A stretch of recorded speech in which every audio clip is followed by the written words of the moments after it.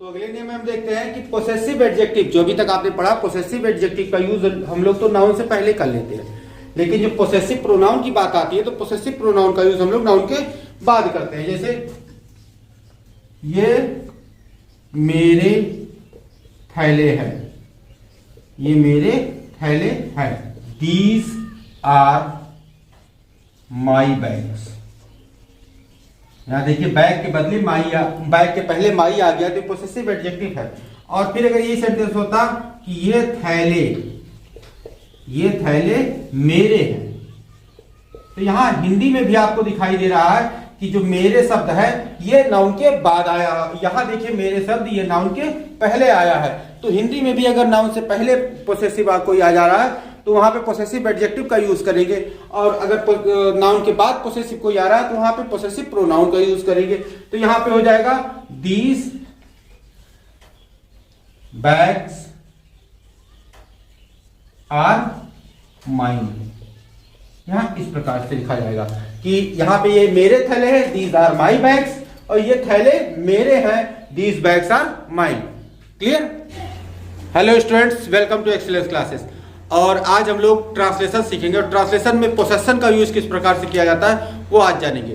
Possession जो आज, जैसा कि आप लोग जानते हैं कि पोसेशन जो होता है अधिकार प्रकट करने वाले शब्द होते हैं कि ये चीज मेरी है, वो चीज तुम्हारी, ये उसकी है, ये इसकी है। इस प्रकार के सेंटेंस में जिसमें पोसेशन यूज किया जाता है, उस पोसेशन का यूज आज हम लोग सीखेंगे, और उसका हम लोग प्रयोग किस प्रकार से ट्रांसलेशन में करते हैं उस ट्रांसलेशन को आज सीखेंगे। तो चलिए चलते अपनी क्लास की तरफ और देखते हैं कि हमारे पास कौन कौन से पोसेशन वर्ड्स आते हैं।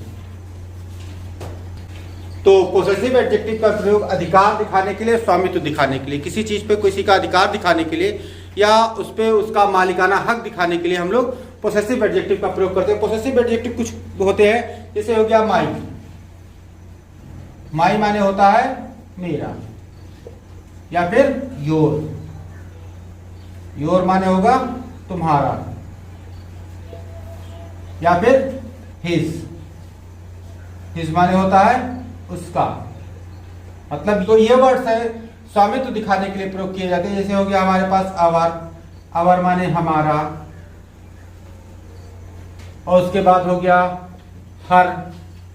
हर माने उसका होता है, लेकिन ये लड़की के लिए यूज किया जाता है, ये फेमिनिन जेंडर के लिए हर यूज किया जाता है। उसके बाद हमारा हो जाएगा देयर। देयर माने उनका हो जाएगा। इट्स हो जाता है, इट्स माने इसका हो जाएगा। अर्थात इस प्रकार से आप देख रहे हैं कि जितने भी पर्सनल प्रोनाउन है उनका हर एक का पोसेशन अलग अलग है, लेकिन इसका पोसेशन का यूज कई प्रकार से किया जाता है जो आज हम लोग सीखेंगे। तो पहले इसे नोट कर लीजिए, फिर उसके बाद धीरे धीरे करके इसका एक एक प्रयोग हम लोग देखते हैं। तो ये कुछ पोसेसिव जो हमारे पास सेंटेंस आ रहे हैं, इनको पहले हम लोग ट्रांसलेट करके देखते हैं कि कैसे कैसे होते हैं। परेशान मत होइएगा कि ये अभी स्लो भी थोड़ा सा आसान लेवल से शुरू किया है, लेकिन धीरे धीरे करके इसका भी लेवल बढ़ता चला जाएगा। तो पहले इसका हम लोग ट्रांसलेट कर लेते हैं कि यह मेरी गाय है। तो ये हो जाएगा दिस इज, मेरी का माई लगाया, माई काउ। और फिर यह तुम्हारी जिम्मेदारी है, तो इट इज योर रिस्पॉन्सिबिलिटी।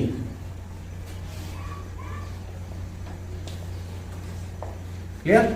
यह उसकी अंगूठी है। अब यहाँ पे उसकी जो है एक कंफ्यूज कर रहा है कि यहाँ पे ये लड़की के लिए है कि लड़के के लिए। तो आप यहाँ कुछ भी लगा दीजिए। ऐसे सेंटेंस जब आ रहे हो तो कुछ लगा सकते हैं। इसे लगा देंगे दिस इज हिज, या हिज की जगह पे हम लोग हर भी यूज कर सकते हैं। दिस इज हिज या हर रिंग। क्लियर? अब यह उसकी कमीज है, तो यहाँ पे हम लोग दिस इज हिज शर्ट कहेंगे, क्योंकि कमीज तो लड़के ही पहनते हैं। लेकिन आप यहाँ हर भी लगा सकते हैं, क्योंकि अब लड़कियां भी लड़कों से कम नहीं होती, लड़कियां भी शर्ट पहनना शुरू कर दी हैं। तो आप यहाँ पे हर भी लगा सकते हैं, तो कोई दिक्कत की बात नहीं है कि दिस इज हर शर्ट कर देंगे, तभी कोई सेंटेंस में कोई प्रॉब्लम नहीं होने वाली है। या फिर यह उनका या उन लोगों का बगीचा है। उनका मतलब देयर लिखाया है, तो उन लोगों का लिए भी देयर लगेगा। तो यह हो जाएगा this is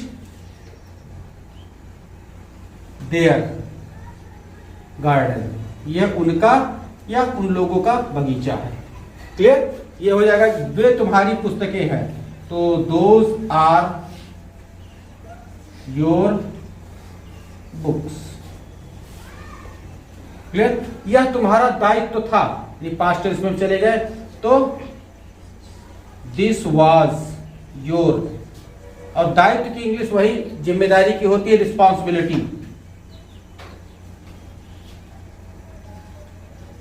responsibility, this was your responsibility. ये इसके फल हैं, तो हो जाएगा दीज आर।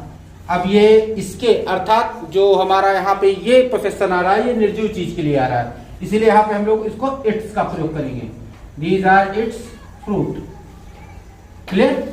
तो उम्मीद है कि ये सेंटेंस आपको ये समझने में सहायक हुए होंगे कि पोसेशन का यूज हम लोग कहाँ कहाँ कैसे कैसे करते हैं। तो चलिए इन्हें नोट कर लीजिए, इसके बाद हम लोग इसके कुछ और आगे नियमों को देखते हैं।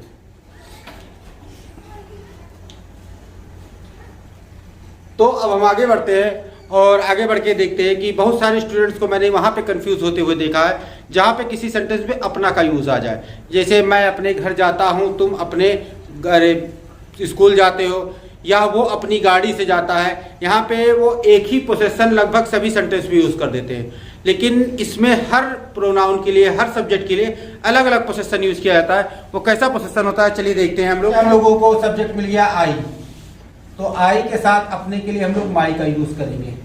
जैसे मैं अपने घर जाता हूं, मैं अपने घर जाता हूं, तो इसका ट्रांसलेशन हो जाएगा I go to my home. Clear? कि आई के लिए हम लोग माई का यूज करेंगे। अब यहां पे आ गया वी, तो वी के लिए हम लोग करेंगे आवर का यूज। जैसे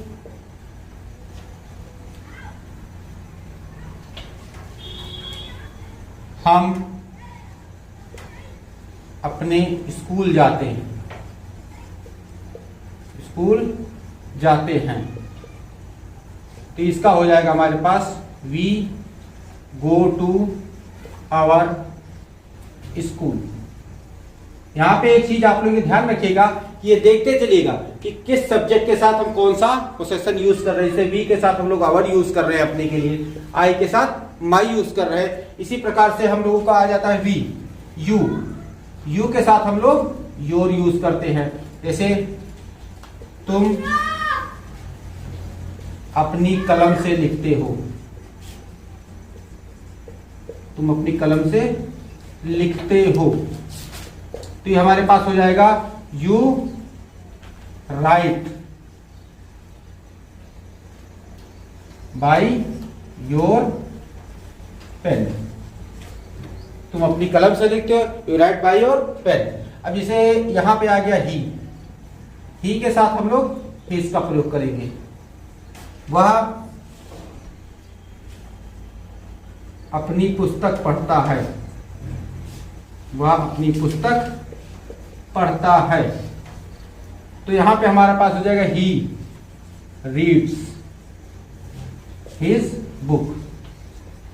तो यहां पे देखा आप लोगों ने कि जो सब्जेक्ट बदल रहा है, सब्जेक्ट के अकॉर्डिंग अपने की इंग्लिश बदल रही है। तो आप एक बात यहां पढ़ने के बाद आप लोग क्लियर हो जाएंगे कि अपने के लिए आपको हर सब्जेक्ट के साथ अलग पोसेशन यूज करना रहेगा।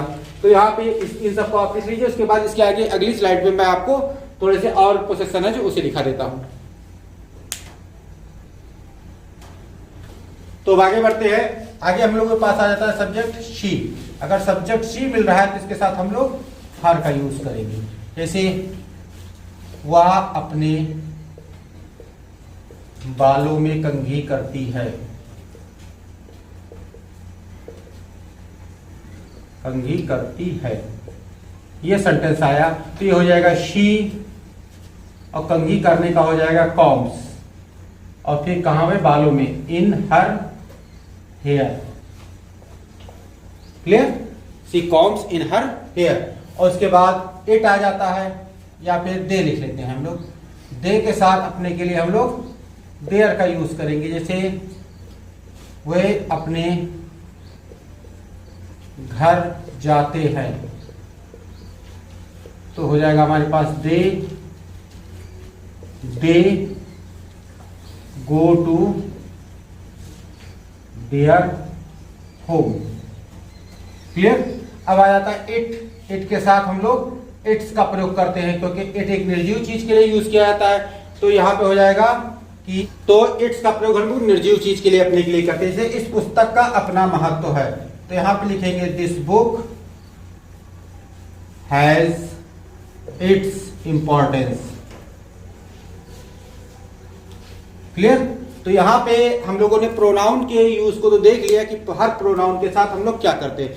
लेकिन अगर आपको कहीं पे नाउन मिल रहा है, जैसे हमने बताया कि ही के साथ हर, हिज लगाएंगे, शी के साथ हर लगाएंगे, लेकिन यहां पे अगर लिख दिया राम एंड सीता, ये लिख दिया और इसके साथ लगा दिया अपना, तो इनके साथ हम लोग हिज या हर किस क्या लगाएंगे? कुछ नहीं लगाएंगे, ना हिज लगाएंगे ना हर लगाएंगे। यहां पे हम लोग यूज करेंगे देयर का, क्योंकि ये राम एंड सीता, ये दो जब भी ध्यान रखिए, जो दो प्रोनाउन हमारे एंड से जुड़ जाते हैं तो सिंगुलर ना होके वो प्लूरल हो जाते हैं। और जब भी प्लूरल नंबर कोई सब्जेक्ट होगा और उसके लिए अपना यूज होता है, तो वहां पे हम लोग देयर का यूज करेंगे। कोई भी प्लूरल नंबर सब्जेक्ट होता है उसके लिए अगर हम लोग अपना यूज करते हैं तो वहां पे हम लोग देयर का यूज करते हैं। इसीलिए राम एंड सीता ये प्लूरल नंबर सब्जेक्ट बन गया, तो इसके लिए हम लोग अपना देयर यूज करेंगे। क्लियर? और अगर कोई भी सिंगुलर नंबर नाउन आता है तो उसके जेंडर के अनुसार, जैसे कि आ गया इंडिया, तो इंडिया का जेंडर क्या है? वैसे तो हम लोग को भारत के, लेकिन इंडिया का वास्तविक जेंडर होता है फेमिन जेंडर।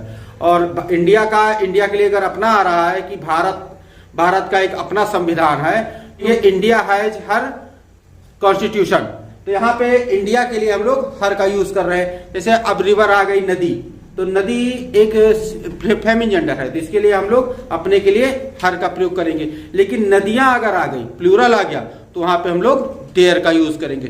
क्लियर? तो उम्मीद है कि ये चीजें आप लोग लिख भी ली होंगी और जो मैंने बताया वो समझ भी लिया होगा। तो आज के बाद से कभी आप अपने शब्द की इंग्लिश के लिए कंफ्यूज नहीं होंगे। क्लियर? तो चलिए इसे नोट कर लीजिए और फिर हम लोग इसके आगे कुछ और रूल देखते हैं। आगे बढ़ते हैं हम लोग, देखते हैं कि जैसे अभी तक तो आपने देखा कि अपना के लिए मैंने अलग अलग पोसेशन का यूज बताया, मेरा तुम्हारा के लिए अलग पोसेशन का यूज बताया। लेकिन जब दोनों एक साथ मिलके आ जाए, जैसे मेरी अपनी दुकान है, तो यहाँ पे आप लोगों को ज्यादा कंफ्यूज मतलब नहीं होना है। यहाँ पे एक शब्द जो कॉमन है सबके साथ मिलेगा, वो होता है हमारे पास ओन। आप यहाँ पे ओन जोड़ देंगे और ये शब्द, ये इस सेंटेंस का ट्रांसलेशन आराम से हो जाएगा। जैसे यह मेरी अपनी दुकान है, तो यहाँ लिखेंगे दिस इज। अब मेरी के लिए माई लगाते हैं, माई लगा लिया, ठीक है, माई हमने लगा लिया। अब इसके बाद इस वर्ड को उठा के यहाँ जोड़ देंगे, माई ओन, और दुकान का शॉप लिख देंगे। Clear? This is my own shop. या फिर यह उसका खुद का व्यापार है, तो यहाँ लिखेंगे दिस इज हिज। उसका के लिए हिज बताया है। अगर लड़की होती तो हर लगाते, लड़का है, यहाँ पे न लड़का है न लड़की है, तो यहाँ पे हिज भी लगा सकते हो आप, हर भी लगा सकते, कुछ भी लगा देंगे। दिस इज हर या दिस इज हिज। अब उसके बाद खुद मतलब ये ओन, यहाँ पे ये जुड़ेगा, दिस इज हर ओन या दिस इज हिज ओन, और फिर व्यापार का बिजनेस। क्लियर? तो यहाँ पे अगर यह आ जाता है कि मेरी अपनी दुकान है, मेरा अपना आ जाए या उसका अपना आ जाए, तो वहां पे हम लोग ओन शब्द का शब्द प्रयोग करके उस सेंटेंस को इंग्लिश में आराम से ट्रांसलेट कर सकते हैं। तो चलिए इसे नोट कर लीजिए। इसके बाद कुछ और एग्जांपल लेते हैं जिससे ये रूल आपको और अच्छी तरीके से क्लियर हो जाएगा। तो ये कुछ एग्जांपल मैंने लिया, जैसे यह मेरा अपना घर है। नहीं, अगर सब सेंटेंस में आप यहां देख लेंगे, अगर सेंटेंस में अपना शब्द जोड़ दिया गया है तो यहाँ पोसेशन पे बहुत ज्यादा फोर्स पड़ता है कि यह मेरा घर है, दिस इज माई हाउस, यह मेरा अपना घर है, this is my own house. अर्थात यहाँ पे आपने देखा कि अपना शब्द जोड़ने से पोसेशन पे बहुत ज्यादा जोर पड़ रहा है। तो यहाँ पे इसीलिए हम लोग ओन लगाते हैं। पोसेशन पे अगर जोर डालना हो हम लोगों को तो वहां पे ओन का प्रयोग करते हैं। जैसे यह मेरा अपना घर है, तो ये हो जाएगा हमारे पास this is my own house. Clear? उसके बाद हो जाएगा यह तुम्हारी अपनी पुस्तक है, तो ये हो जाएगा this is your own book. मतलब यहां पे जो पोसेशन है कि यहां पे हो जाएगा हमारे पास this is my own house. तो ये जैसे यहाँ पे माई जो है पोसेशन यूज हम कर तो रहे हैं, यहाँ पे जो अपना है ये पोसेशन पे जो दबाव बढ़ा रहा है इसका भी यूज ओन के साथ हम करते चल रहे हैं और इसमें सब में एक जैसा लगेगा। भारत हमारा अपना देश है तो India is our own country. Clear? Mohan की अपनी कार है या मोहन की अपनी कार है तो this is Mohan's own car. Clear? या उनका अपना निर्णय है तो this is their own decision. Clear? या उसकी अपनी कार खराब है तो हिज या हर, जो आप लगाना चाहें यहां पे लगा दें, हिज या her own car is out of order. Clear? उम्मीद है ये जो एग्जाम्पल आपने लिखे इससे आपको ये चीज क्लियर हो गई होगी कि किसी भी पोसेशन पे अगर आपको जोर डालना है तो वहां पे अपना शब्द का यूज कर दीजिए और पोसेशन अपने आप में वहां पे फोर्सफुल हो जाएगा। चलिए इसे नोट कर लीजिए। तो स्टूडेंट्स अब चलते हैं हम लोग अपने पोसेसिव प्रोनाउन की यूज की तरफ। अभी तक आप लोगों ने पोसेसिव एडजेक्टिव का यूज देखा था। पोसेसिव एडजेक्टिव का यूज उम्मीद है कि आपको पूरी तरह समझ में आ चुका होगा। तो अब हम लोग अपने पोसेसिव प्रोनाउन की तरफ चलते हैं। पोसेसिव प्रोनाउन जैसे पर्सनल प्रोनाउन का जो पोसेसिव बनता है वही हमारा पोसेसिव प्रोनाउन होता है। पहले हम आपको पर्सनल प्रोनाउन के पोसेसिव और एडजेक्टिव दोनों लिख के दिखा देते हैं, उसके बाद हम लोग अपने नियम की तरफ आगे बढ़ेंगे। तो स्टूडेंट्स यहाँ पे हम लोग ये देखिए पर्सनल प्रोनाउन की लिस्ट है, I, we, you, he, she, they, it. इसी के साथ ये पोसेसिव एडजेक्टिव है जो अभी तक आपने पढ़ रखा है कि आई का माई, वी का आवर, यू का योर, ये पोसेसिव एडजेक्टिव है। अब आप पढ़ने वाले हैं पोसेसिव प्रोनाउन का प्रयोग, यानी आई का पोसेसिव प्रोनाउन माइन होगा, वी का अवर्स होगा, यू का योर्स होगा, ही का हिज होगा, शी का हर्स होगा, दे का देयर्स होगा और इट का पोसेसिव प्रोनाउन होता ही नहीं है। यानी कि अब अभी तक आपने इसका अध्ययन कर लिया है। अब इसके नंबर की तरफ आगे बढ़ते हैं। तो चलिए इसे नोट कर लीजिए, फिर इसके रूल को हम लोग देखते हैं कि कौन कौन से रूल्स में होते हैं। तो पहले नियमानुसार हम देखते हैं कि पोसेसिव प्रोनाउन जो अभी तक आप देख चुके पोसेसिव प्रोनाउन होते क्या क्या है। तो पोसेसिव प्रोनाउन का यूज सेंटेंस में नाउन के बदले होता है, नाउन के बदले होता है। अर्थात ऐसा कोई सेंटेंस जिसमें एक ही नाउन को दूसरी बार दोहराना हो। तो पहली बार तो उस नाउन का यूज हम लोग कर लेते हैं, लेकिन दूसरी बार उस नाउन के लिए हम लोग पोसेसिव का यूज कर देते हैं, पोसेसिव प्रोनाउन को। जैसे कि मेरी, यहां पे एग्जांपल लेते हैं, मेरी गाय काली है और तुम्हारी उजली। ये सेंटेंस आपको देखने में लग रहा है कि मेरी गाय काली है और तुम्हारी गाय उजली है, इस प्रकार का सेंटेंस है, यही सेंस निकलता है इसका। इसको जो हम ट्रांसलेट करेंगे इंग्लिश में तो माई काउज आर ब्लैक है एंड योर्स व्हाइट। यहां पे देखिए पोसेसिव प्रोनाउन का यूज किया। तो पोसेसिव प्रोनाउन का यूज हमने कहा क्या है, तुम्हारी गाय के लिए। यहां लिख देते हैं हम कि तुम्हारी गाय उजली।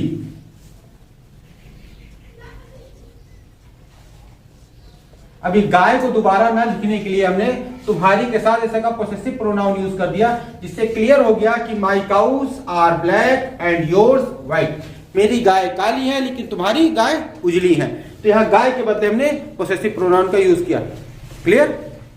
उम्मीद है ये चीज समझ में आ गई कि पोसेसिव प्रोनाउन का यूज सेंटेंस में नाउन के बदले होता है। यानी कि ये नाउन अगर यहाँ काऊ है, काउस की जगह पर नाउन की जगह पे अगर दूसरा उसी नाउन को दोबारा यूज करना हो तो उसकी जगह पोसेसिव प्रोनाउन योर्स का हमने यूज कर दिया और वो काऊ की जगह पे वहां यूज हो गया। क्लियर? तो अगले नियम में हम देखते हैं कि पोसेसिव एडजेक्टिव, जो अभी तक आपने पढ़ा पोसेसिव एडजेक्टिव का यूज हम लोग तो नाउन से पहले कर लेते हैं, लेकिन जब पोसेसिव प्रोनाउन की बात आती है तो पोसेसिव प्रोनाउन का यूज हम लोग नाउन के बाद करते हैं। जैसे ये मेरे थैले हैं, ये मेरे थैले हैं। These are my bags. यहां देखिए बैग के बदले माई, बैग के पहले माई आ गया तो पोसेसिव एडजेक्टिव है। और फिर अगर ये सेंटेंस होता कि ये थैले मेरे हैं, तो यहां हिंदी में भी आपको दिखाई दे रहा है कि जो मेरे शब्द है ये नाउन के बाद आया। यहां देखिए मेरे शब्द ये नाउन के पहले आया है। तो हिंदी में भी अगर नाउन से पहले पोसेसिव कोई आ जा रहा है तो वहां पे पोसेसिव एडजेक्टिव का यूज करेंगे, और अगर नाउन के बाद पोसेसिव कोई आ रहा है तो वहां पे पोसेसिव प्रोनाउन का यूज करेंगे। तो यहां पे हो जाएगा दीज बैग्स आर माइन। यहां इस प्रकार से लिखा जाएगा कि यहां पे ये मेरे थैले हैं, दीज आर माई बैग्स, और ये थैले मेरे हैं, these bags are mine. Clear? उम्मीद है कि ये जो डिफरेंस है आपका पोसेसिव एडजेक्टिव और पोसेसिव प्रोनाउन के बीच का आपको समझ में आ गया होगा। तो चलिए इसे नोट कर लीजिए, फिर हम लोग कुछ और एग्जांपल लेते हैं इसके। तो ये एग्जांपल मैंने कुछ लिया है कि ये वह घर उसका है, दैट हाउस इज हिज या हर्स। फिर आ गया यह कमीज उसकी है, दिस शर्ट इज हिज। वे गाय हमारी थी, दोज काउस वर अवर्स। फिर आ गया यह मेरा घर है, वह घर तुम्हारा है। तो this is my house and that is your. वह घर के लिए हम लोगों ने पोसेसिव प्रोनाउन का यूज किया। एक और एग्जांपल ले लेते हैं कि यह किताब उसकी थी और वह किताब मेरी थी। ठीक? तो हो जाएगा कि यह किताब उसकी थी, तो that was his book and sorry that यह है ना, तो यहां लिखेंगे हम लोग this was his book and that was mine. Clear? कि मेरी किताब के लिए हम लोगों ने माई बुक की जगह दोबारा माइन यूज कर लिया और ये हो गया। क्या बोल लिया कि यह खेत मेरा होगा और वह खेत तुम्हारा होगा। तो ये चीज आप लोग देखिए क्या होगा, या खेत मेरा होगा, this will be my field and that will be yours. Clear? तो उम्मीद है कि इन एग्जाम्पल की सहायता से रूल आपको समझ में आ गया होगा। तो चलिए इन्हें नोट कर लीजिए।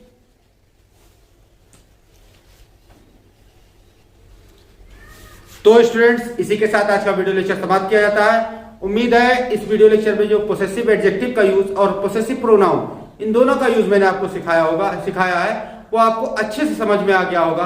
अगर आपको समझ में आ गया है तो उसे आप काफी नोट कीजिए और उसकी प्रैक्टिस करना शुरू कीजिए। अगर आपको समझ में नहीं आता, कोई भी शंका है, कोई भी डाउट है, तो नीचे मेरे कमेंट बॉक्स में आइए और वहां पे आके अपनी क्वेश्चन को, अपनी क्वेरी को छोड़िए, मैं आपको क्वेश्चन का जवाब दूंगा। और यदि आपको वीडियो पसंद आया हो, आपने उससे कुछ भी सीखा हो, तो वीडियो को लाइक कर दीजिए और साथ ही साथ अपने सभी दोस्तों को शेयर कर दीजिए जो एग्जाम की तैयारी कर रहे हैं। और यदि अभी तक आपने मेरे चैनल को सब्सक्राइब नहीं किया तो चैनल को सब्सक्राइब कर ले, साथ ही साथ बेल नोटिफिकेशन में जाके ऑल नोटिफिकेशन को भी ऑन कर दे, जिससे मेरे आने वाले सारे वीडियो लेक्चर आप तक सबसे पहले पहुंच सके और आप उनका लाभ पा सके। और यदि आप मैथ की ट्रिकी वाली मैथ जानना चाहते हैं तो मेरे इस चैनल मैथ गुरुजी को जरूर सब्सक्राइब कर लें, जिसका लिंक मैं नीचे डिस्क्रिप्शन में दे दूंगा और साथ ही साथ इन स्क्रीन पे भी ऐड कर दूंगा। वहां जाके आप इसे सब्सक्राइब कर सकते हैं और जाके अपनी मैथ की नॉलेज को बढ़ा सकते हैं।